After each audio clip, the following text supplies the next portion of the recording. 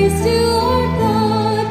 He is the Lord. Sa ngalan ng Ama, ng Anak at ng Espiritu Santo, Amen. sumainyo ang Panginoon. At sumaiyo rin. Mga kapatid, umpisa natin ang bagong araw, bagong linggo, ang ating bagong buhay sa pamagitan ng papuri at pasasalamat sa Diyos. Palaging merong bagong grasya at biyaya binibigay, pinagkakalob ang Diyos sa atin. Pero bakit ba napakarami sa atin nananatiling malungkot? Marahil dahil luma pa rin ang ating pag-uugali. Marahil may sira ang ating pagkatao. Kaya naman hilingin natin mga kapatid sa pamagitan ng banal na misang ito, baguhin tayo ng Diyos para manumbalik ang tuwa, ang saya at kapayapaan sa ating buhay. At para tayo ay makitang karapat-dapat makatanggap sa mga banal na misteryo, tayo magpakumbaba, hilingin natin muli ang kanyang awa. Inaamin ko Sa makapangyarihang Diyos at sa inyo mga kapatid, na lubha akong nagkasala sa isip, sa salita, sa gawa at sa aking pagkukulang. Kaya isinasamo ko sa mahal na Birheng Maria, sa lahat ng mga anghel at mga banal, at sa inyo mga kapatid, na ako'y ipanalangin sa Panginoong ating Diyos. kaawaan tayo na makapangyarihang Diyos, patawarin tayo sa ating mga kasalanan, patnubayan tayo sa buhay na walang hanggan. Amen. Panginoon, kaawaan mo kami. Panginoon, kaawaan mo kami. Kristo, kaawaan mo kami. Kristo, kaawaan mo kami. Panginoon, kaawaan mo kami. Panginoon, kaawaan mo kami. Manalangin tayo. Ama naming makapangyarihan, ang langit at lupa ay iyong pinamamahalaan. Dinggin mo ang pagluhog ng iyong sambayanan at pagkaloob mo kami ng kapayapaan araw-araw. Sa pamagitan ni Jesucristo kasama ng Espiritu Santo, magpa sa walang hanggan. Amen.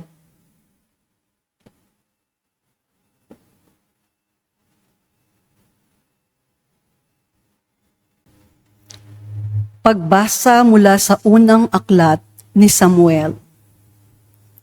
Noong mga araw na iyon, sinabi ni Samuel kay Saul, "Pakinggan mo ang sinasabi sa akin ng Panginoon kagabi." "Ano iyon?" tanong ni Saul. Sinabi ni Samuel, "Noong una, ikaw mismo ang nagpakilalang ikaw ay hamak. Ngayon, ikaw ang pangunahin sa Israel, sapagkat hinirang ka ng Panginoon at pinahiran ka ng langis upang maging hari. Inutusan kanyang lusubin ang masamang bayan ng Amalek at mahigpit na ipinagbiling puksain ang mga ito. Bakit mo sinuway ang utos ng Panginoon? Bakit mo pinag-imbutan ito? Hindi mo ba alam na ang ginawa mo'y malaking kasalanan sa Panginoon?" Sumagot si Saul, "Sinunod ko ang Panginoon. Pumunta ako sa pinapuntahan niya sa akin. Binihag ko si Agag na hari ng Amalek at nilipol ko ang mga Amalesita. Pinili ng mga tao ang pinakamainam sa mga tupa at baka at hindi namin pinatay na kasama ng iba. Bagkus ay iniuwi namin sa Gilgal upang hihandog sa Panginoon."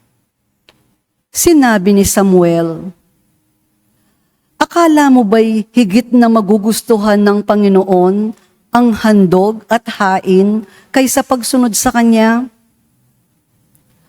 Ang pagsunod sa Kanya ay higit sa handog at ang pakikinig ay higit sa haing taba ng tupa.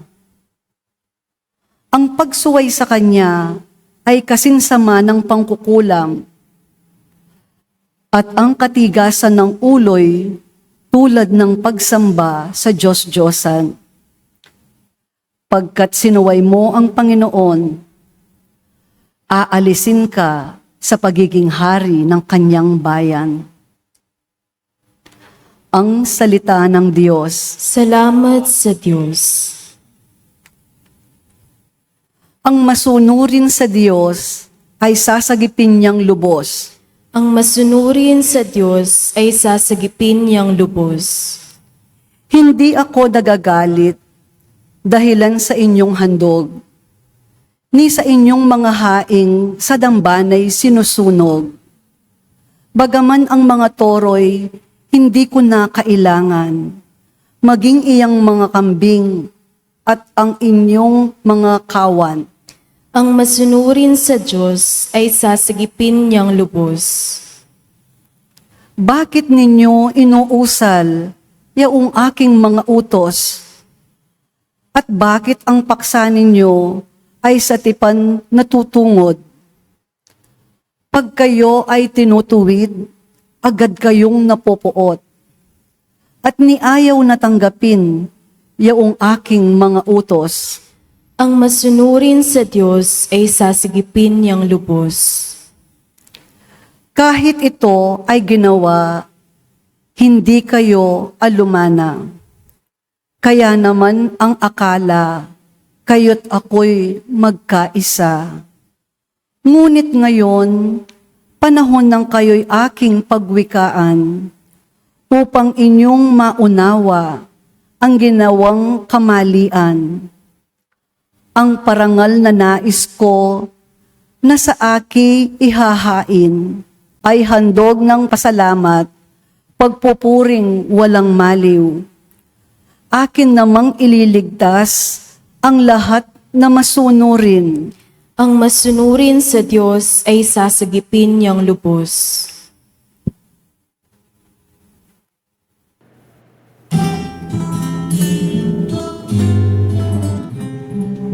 Alleluia, alleluia, alleluia, alleluia, alleluia, alleluia, alleluia,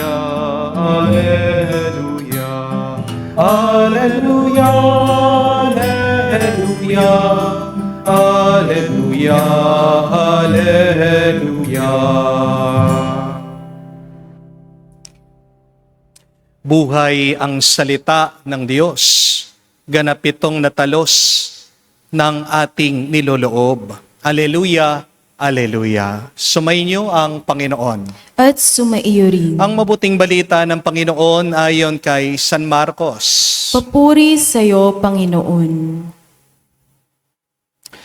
Noong panong yun, nag-aayuno ang mga alagad ni Juan Bautista at ang mga Pariseo.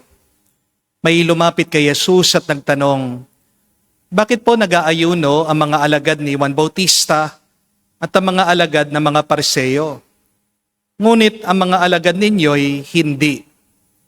Sumagot si Jesus, makakapag-ayuno ba ang panauhin sa kasalan samantalang kasama nila ang lalaking kinasal?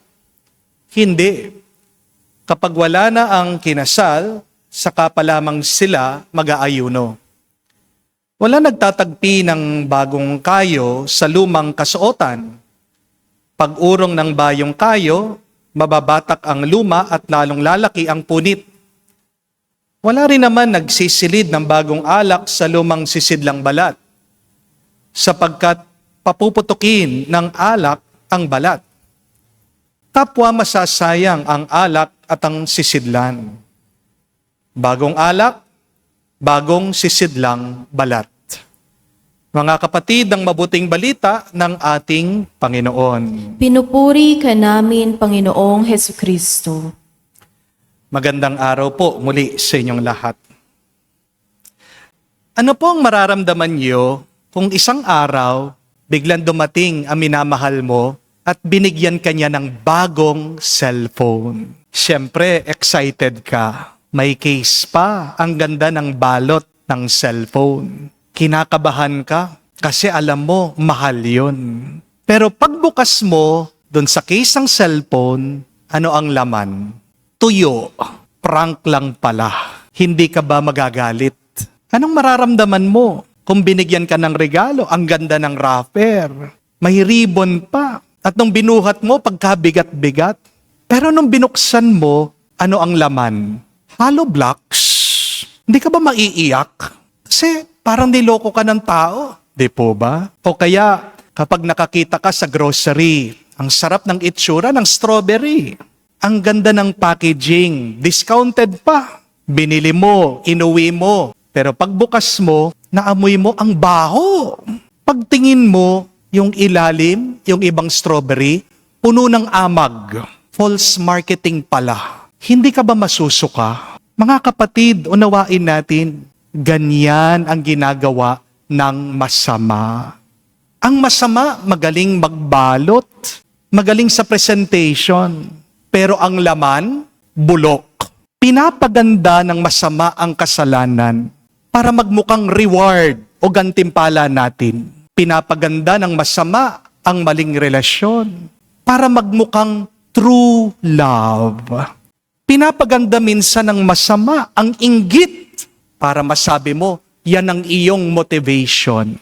Pinapaganda ng masama ang iyong galit para magmukhang may pinaglalaban ka. Pero kapag binuksan mo talaga, sira ang loob, wasak ang pamilya, gulo ang iyong isip, ubos ang pera, pati ang pagdadasal mo, natutuyo ka. Pero ito po ang mabuting balita. Ang Diyos hindi tulad ng masama. Ang masama, maganda ang balot, bulok naman ang nasa loob. Pero ang Diyos, simple ang balot, pero buhay ang loob. Araw-araw, nakakalimutan natin, binibigyan tayo palagi ng bago ng Diyos. Bagong araw, bagong pagkakataon, bagong awa, bagong lakas, bagong simula. At yan po ang diwa ng sinasabi ng ating Panginoong Hesukristo sa Ebanghelyo. No one pours new wine into old wineskins. May bagong alak na pinagkakaloob ang Diyos sa atin araw-araw. At ano po ang new wine? Ano yung bagong alak na tinutukoy ng ating Panginoong Hesukristo? Ito po yung mga bagong gawa, bagong biyaya na pinagkakaloob ng Diyos sa atin. Kapag pinatawad ka ng Diyos, new wine yan. Kapag hinihila ka niya pabalik sa Kanya, new wine yan. Kapag binibigyan ka ng panibagong pag-asa, new wine yan. Kapag tinuturuan ka niya na magmahal muli kahit na ikaw ay nasaktan, new wine yan. Kapag binibigyan ka ng lakas para tumigil ka sa iyong mga kasalanan at bisyo, new wine yan. Ang problema, may bagong biyaya, pero luma pa rin ang ating lalagyanan. Ang tanong, ano po yung mga old wineskins natin? Ano yung lumang lalagyanan natin sa buhay? Yan yung mga ugali at paraan natin na nagiging balakid sa pagtanggap natin sa grasya ng Diyos. Old wineskin, kapag ayaw mong magbago, kapag sinasabi mo, ganito na talaga ako wala na kayong magagawa. Old wineskin, kapag sarado na ang puso mo, kapag ayaw mo nang magtiwala muli, ayaw mo nang magmahal muli, old wineskin. Kapag tamad ka na at yumayabang ka, kapag sinasabi mong, ayaw ko na magsimba, para-parehas lang naman. At alam ko, yung pare, makasalanan din yan.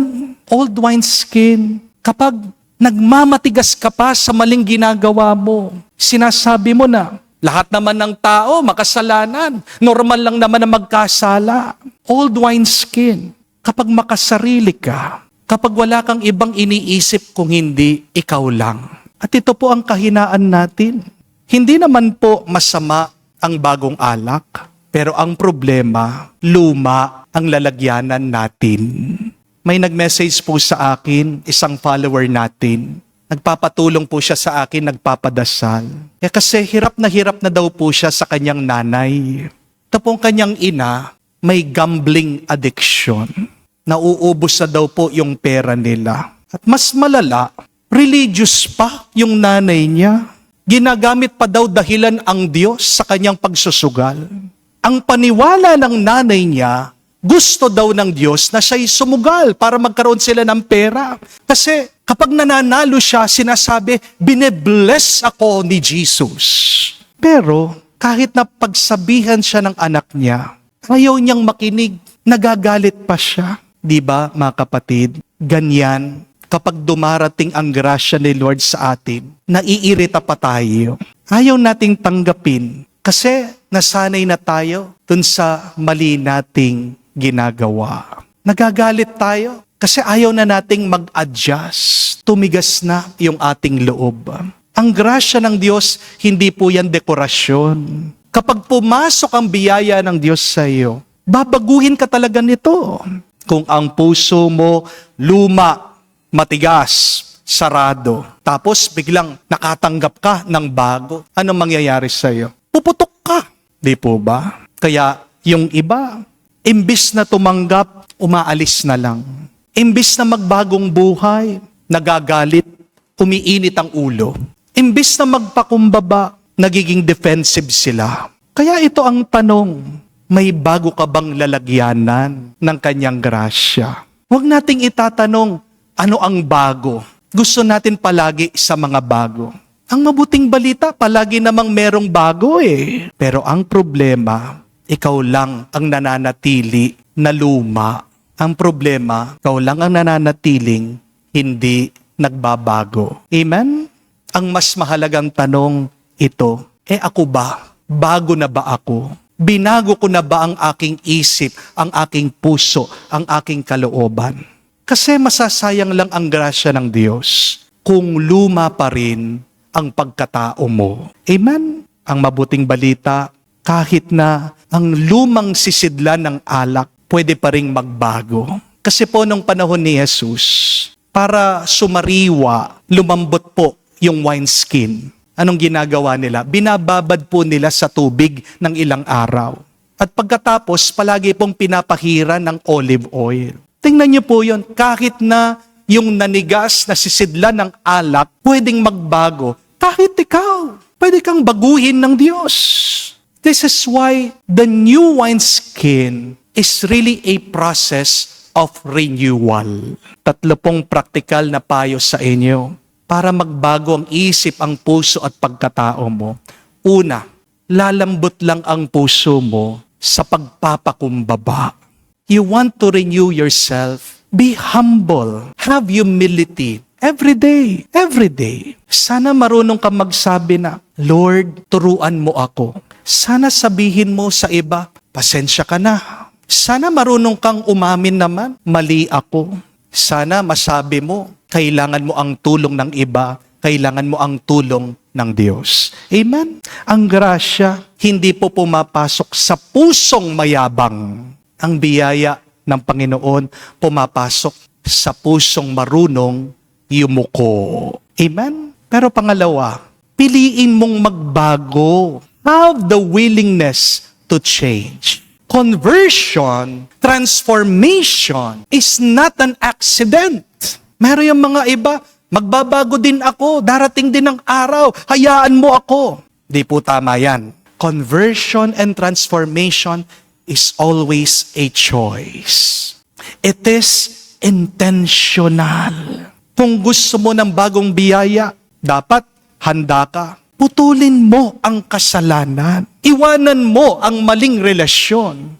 Ayusin mo ang priorities mo. Ibalik mo ang sarili mo sa pananalangin, pagdarasal, pagsisimba. Matuto kang magpatawad kahit na dahan-dahan lang.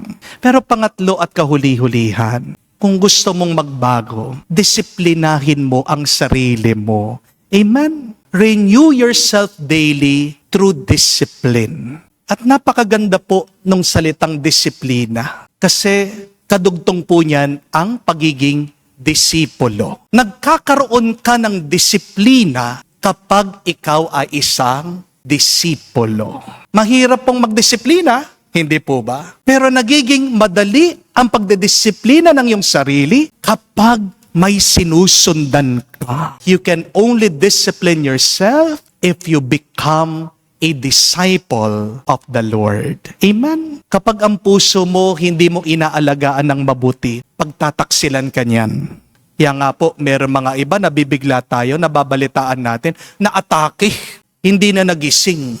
Kasi hindi naman nagpapacheck up. Hindi po tinitignan ang kalagayan ng kanilang puso. Hindi po ba? Ang pusong bumibigay, humihinto, ibig sabihin, hindi inalagaan ng mabuti. Ganyan din po sa grasya. Hihinto ang pagpasok ng grasya sa iyo kung hindi mo inaayos at inaalagaan ng mabuti ang kaluluwa mo. Kaya kung araw-araw, kahit na maikling dasal lang, kakaunting katahimikan, kahit isang sakripisyo lang, gawin mo. Yan ang pagdidisiplina mo, pagsasaayos mo sa iyong isip, puso at kaluluwa. Kasi ang biyaya ng Diyos, parang alak.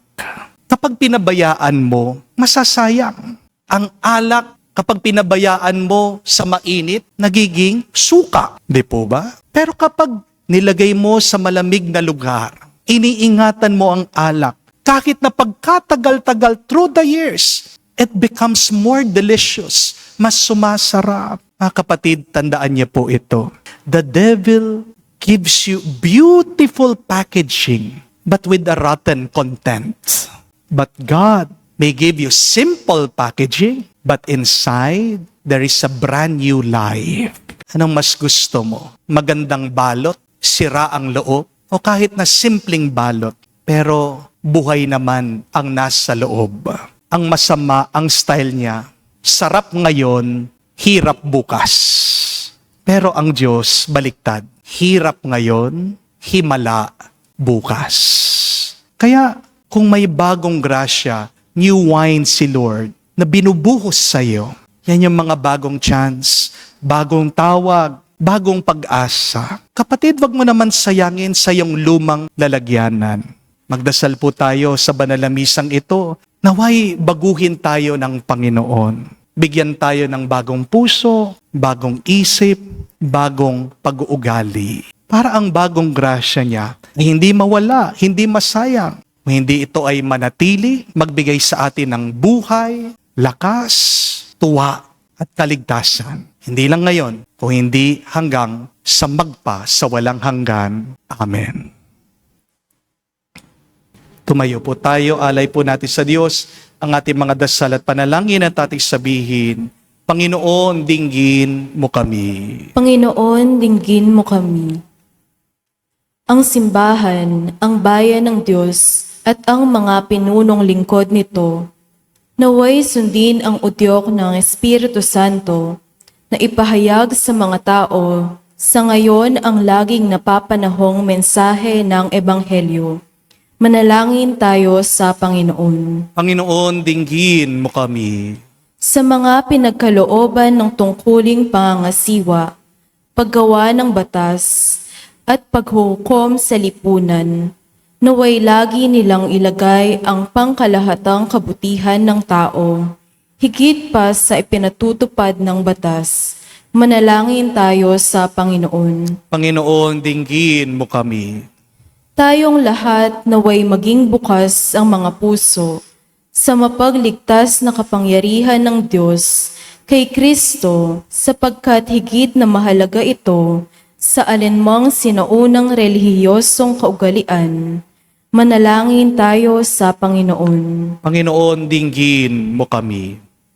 Sa katahimikan po ng ating puso, sabihin din natin sa Diyos ang ating mga personal na pangangailangan.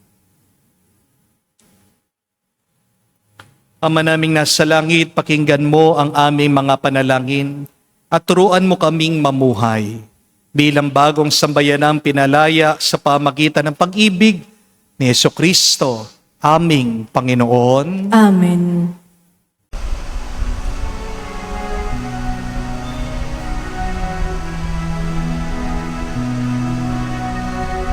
Aming hatid,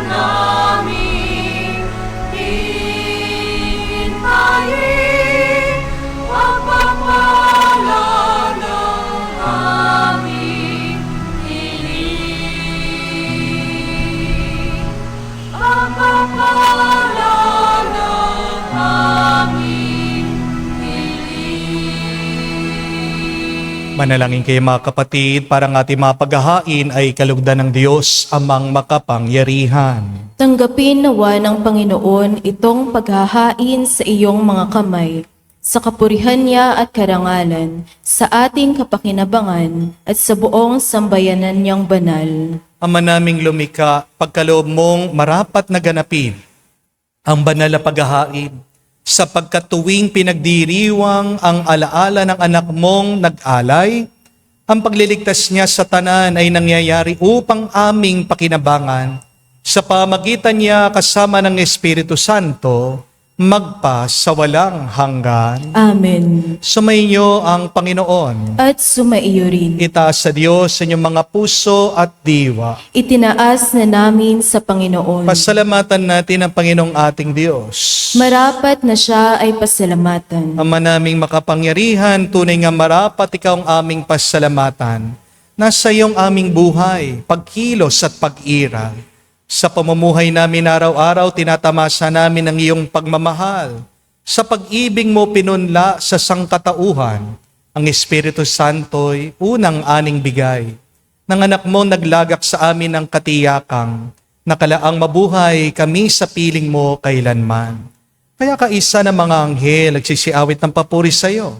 Nang walang humpay sa kalangitan kami nagbubunyi sa iyong kadakilaan.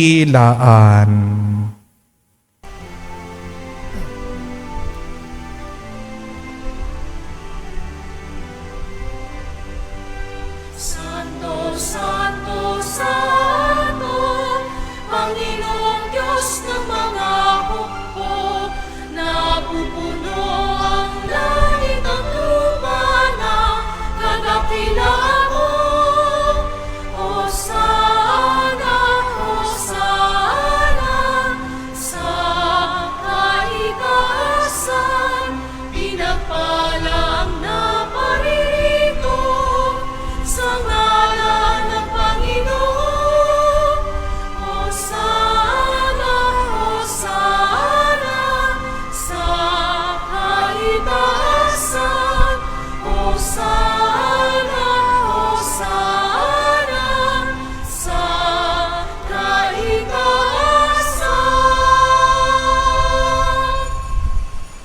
Ama naming banal, ikaw ang bukal ng tanang kabanalan. Kaya't sa pamagitan ng iyong Espiritu, gawin mong banal ang mga kaloob na ito, upang para sa amin, maging katawan at dugo ng aming Panginoong Heso Kristo. Bago niya pinagtiis ang kusang loob na maging handog, hinawakan niyang tinapay, pinasalamatan kanya, pinaghati-hati niya iyon, inabot sa kanya malagad at sinabi, tanggapin ninyong lahat ito at kanin, itong aking katawan, na ihahandog para sa inyo.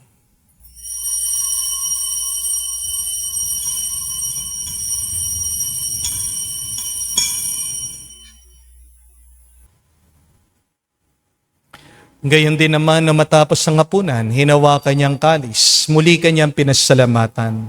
Nabot niyang kalis sa kanya malagad at sinabi, tanggapin ninyong lahat ito at inumin. Ito ang kalis ng aking dugo, ng bago at walang hanggan tipan. Ang aking dugo na ibubuhos para sa inyo at para sa lahat, sa ipagpapatawad ng mga kasalanan. Gawin ninyo ito sa pag-alaala sa akin.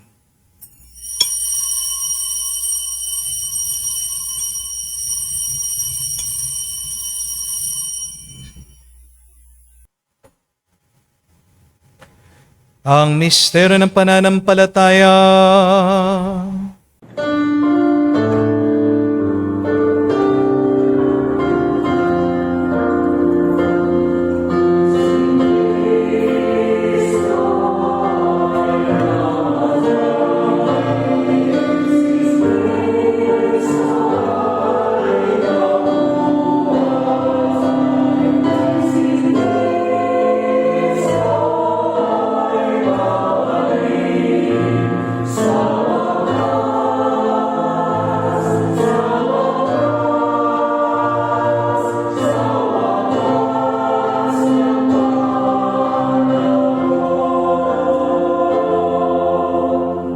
Ama, ginagawa namin ngayon ang pag-alaala sa pagkamatay muling pagkabuhay ng iyong anak. Kaya tinialay namin sa iyong tinapay nagbibigay buhay at ang kalis na nagkakaloob ng kaligtasan. Kami nagpapasalamat dahil kami yung minarapat na tumayo sa harap mo para maglingkod sa iyo. Sinasamo namin kami magsalo-salo sa katawan at dugo ni Kristo ay mabuklod sa pagkakaisa sa pamagitan ng Espiritu Santo. Ama, lingapin mong iyong simbahan, laganap sa buong daigdig. Puspusin mo kami sa pag-ibig. Kaisa ni Leon ang aming Santo Papa, si Florentino aming Arsobispo ng Tanang Kaparian. Alalahanin mo rin ang aming mga kapatid na nahimlay may pag-asang sila'y muling mabubuhay. Gayon din naman lahat ng mga pumanaw. Kawan mo't sila't patuloyin sa iyong kaliwanagan. Kawan mo't pagindapatin kaming lahat makasalo sa iyong buhay na walang wakas. Kaisa na mahal na Birhen Maria, Ina ng Diyos. Kaisa ni San Jose ang kanyang malwalhating esposo. Kaisa ng mga apostol at lahat ng mga banal na namuhay dito sa daigdig na kalugod-lugod sa iyo. May pagdiwang nawa namin ang pagpupuri sa ikararangal mo sa pamagitan ng iyong anak aming Panginoong Heso Kristo. Sa pamamagitan ni Kristo, kasama niya at sa Kanya, lahat ng parangal at papuri ay sa iyo, Diyos Ama, makapangyarihan, kasama ng Espiritu Santo, magpasawalang hanggan. Amen. Amen. Amen. Amen. Amen. Amen. Sa nakagaling na utos sa turo ni Jesus sa Panginoon natin at Diyos, ipahayag natin ang lakas, loob.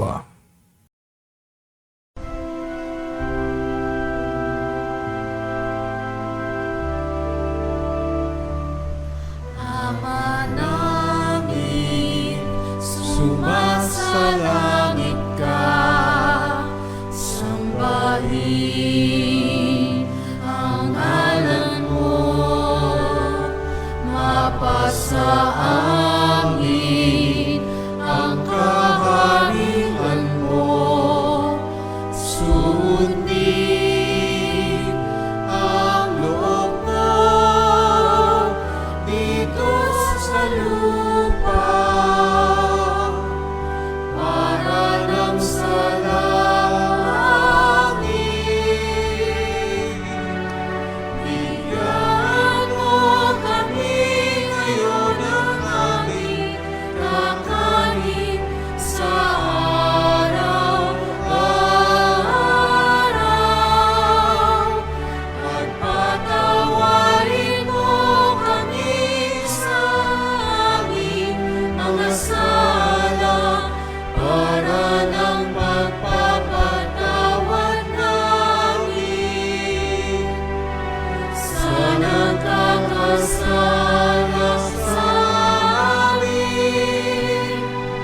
At huwag mo kami ipahintulot sa bukso, at iadya mo kami sa lahat ng masama. Inihiling namin kami, Edya, sa lahat ng masama, pagkalooban ng kapayapaan araw-araw, ligtas sa kasalanan, ilayo sa lahat ng kapahamakan, samantalang aming pinanabikan ang dakilang araw na pagpapahayag ng tagapagligtas naming si Heso Kristo. Sapagkat iyo ang kaharian at ang kapangyarihan at ang kapurihan magpakailanman. Amen. Panginoong Heso Kristo, sinabi mo sa mga apostol, kapayapaan ang iniwan ko sa inyo. Ang aking kapayapaan binibigay ko sa inyo. Tungayan mong aming pananampalataya at huwag ang aming pagkakasala. Pagkalooban mo kami ng kapayapaan at pagkakaisa ayon sa iyong kalooban, kasama ng Espiritu Santo, magpa sa walang hanggan. Amen. Kapayapaan ng Panginoon ay laging sumainyo. At sumaiyo rin. Magbigayan po tayo ng kapayapaan sa bawat isa. Piso niyo po, kapayapaan po sa inyong lahat.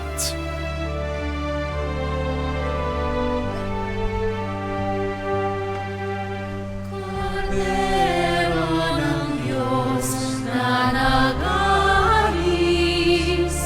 ng mga kasalanan ng sanlibutan, maawa ka sa amin. Maawa ka sa amin. Cordero ng Diyos na nag-aalis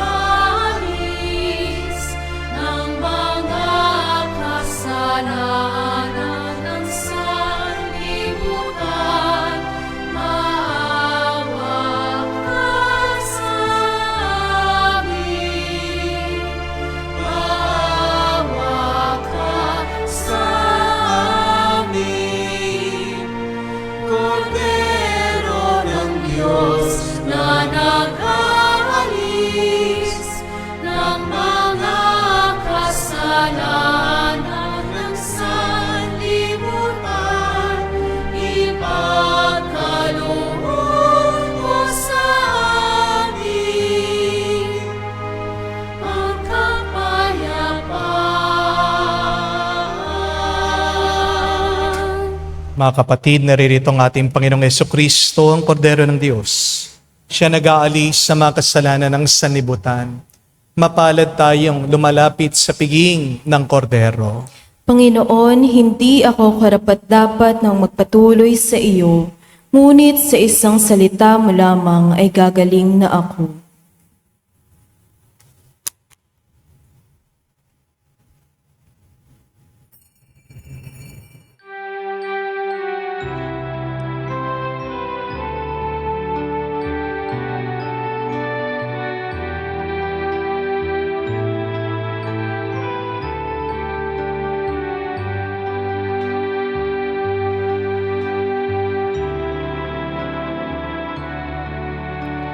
Alam mong pagkatao ko, wala akong matatago. Alam mong aking isipan, alam mo ang lahat ng ginagawa ko, O Diyos.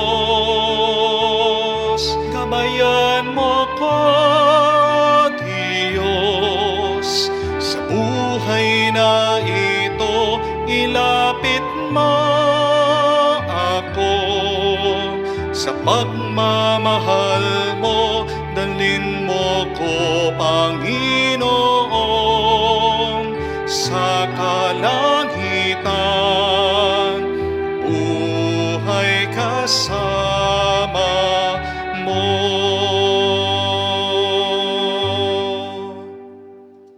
Manalangin tayo.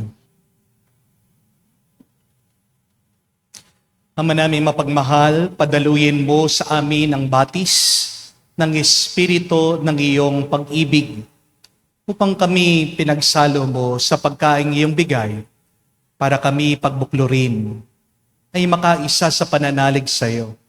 Sa pamagitan ni Jesucristo kasama ng Espiritu Santo, magpa sa walang hanggan. Amen.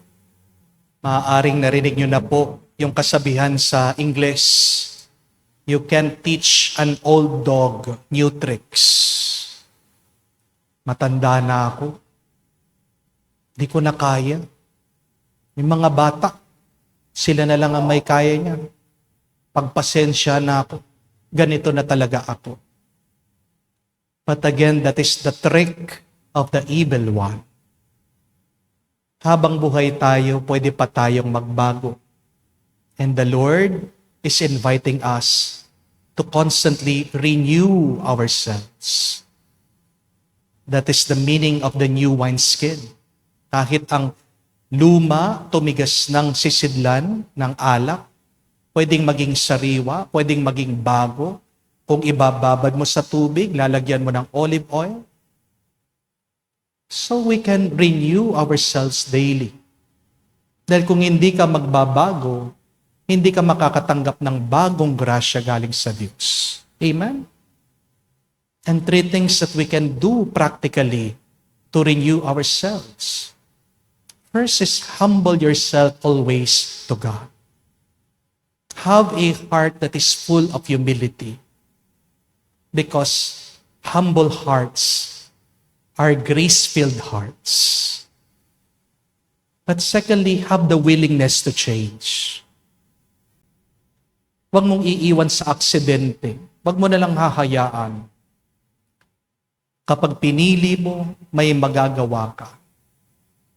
But third and last, have the discipline. Mahirap disiplinahin ang sarili. Pero mas madali kapag meron kang sinusundan. That is why you can only discipline yourself if you become a disciple of the Lord. Kaya habang tayo po ay nagdarasal na, baguhin mo ako, Panginoon.